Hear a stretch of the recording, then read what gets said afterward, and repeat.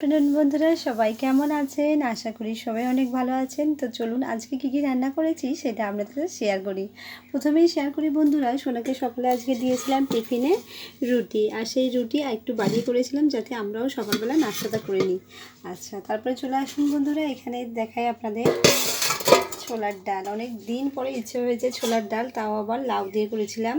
লাউটাকে চাকচাক করে কেটে নিয়েছিলাম আর প্রেশার কুকারে মাত্র 2টি সিটি দিয়েছি, যেহেতু এটা ছোলার ডাল বেশিটা গলায় নিয়ে একটু একটু দানা দানা রেখেছি। এই যে দেখতে পাচ্ছেন, আর নর্মাল বন্ধুরা, এটা একদম নর্মাল করেছি, জিরে সম্বাস দিয়ে বাস আর লবণ হলুদ।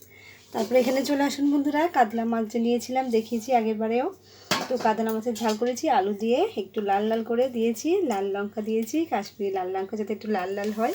বেসিক্যালি লঙ্কা আমাদের খাওয়া হয় না, ছোটরা খায় বলে, তো আজকে ইচ্ছে হলো একটু লাল লালভাবে বানায়। আর এইদিকে সবথেকে আমার প্রিয় খাবার বন্ধুরা আপনাদের সাথে শেয়ার করি, এটা হচ্ছে বন্ধুরা টক। এই যে জলপাইয়ের টক,